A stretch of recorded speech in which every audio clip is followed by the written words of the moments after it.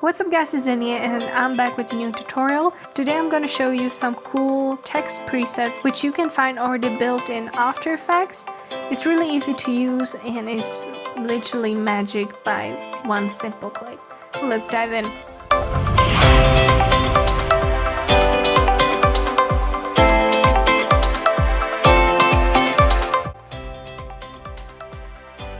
So I'm already in my standard composition and I just put in some text. I'm making sure that the text is aligned and that is centered. And then in the panels, effects and presets on your right, type typewriter and apply it to your text.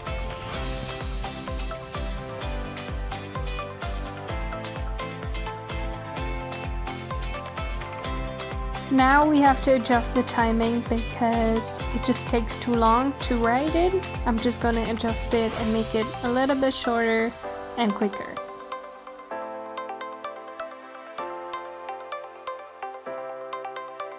You can use this to create any type of typewriting effect. To demonstrate this, I'm gonna create a small line with the rectangle tool.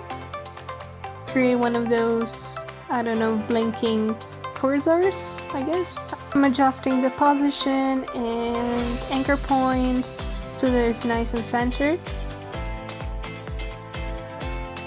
So with this, I'm gonna create some keyframes for opacity to create the illusion that it's like blinking. And so I'm creating one for 100% and one for 0%. And then hold Alt key and click on the stopwatch next to the opacity. That's gonna open a small window and we're gonna input a little expression, nothing serious, nothing really hard. And we're gonna write there loop out brackets, and between the brackets there's going to be speech marks, and between that put a ping pong. That will ensure that we don't have to like create like 1000 keyframes just to create this blinking effect for like 3 seconds. It will just repeat and repeat.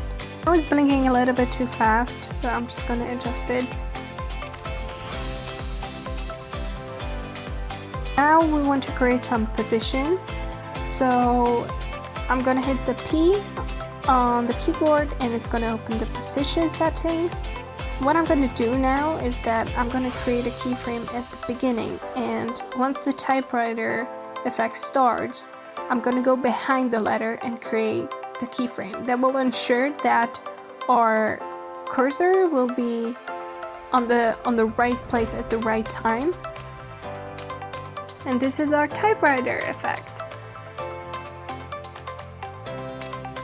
Okay, next one is a text bounce, and this one's really easy.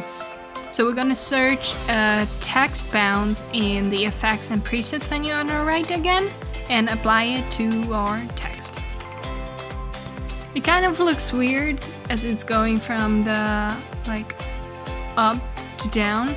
So I'm just gonna scale it up and make it a little bit more interesting. So I'm gonna set the keyframes from 0 to 100%. And you can play with the timing and adjust it until you're happy with the result.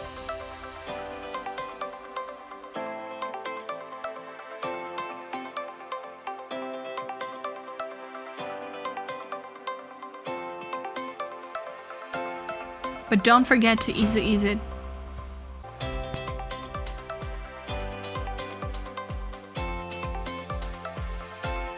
And this is our text bounce.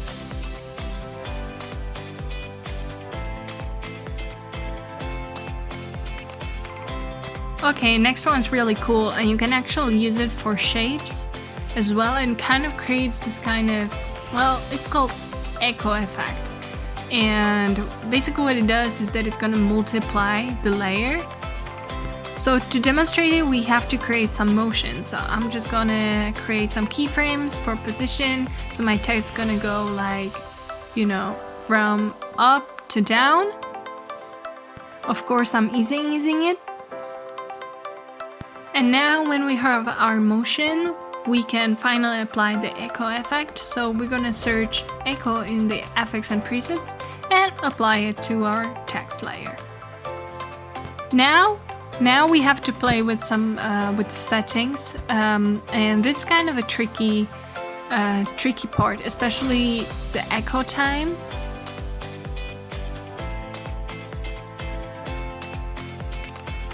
So I was experimenting. It depends on your font, but yeah, I ended up on -0.005. You can see that it took me ages to figure out when it's gonna look good.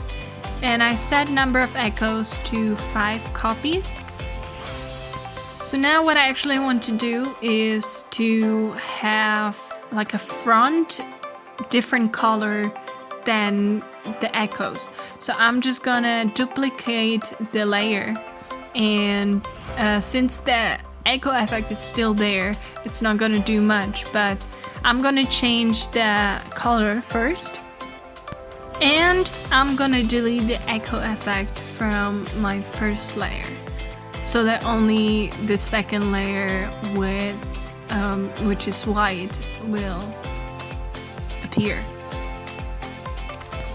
I actually have to change the color again because I mean green and blue stuff. Okay, I must admit that I went a little bit overboard with the number of echoes.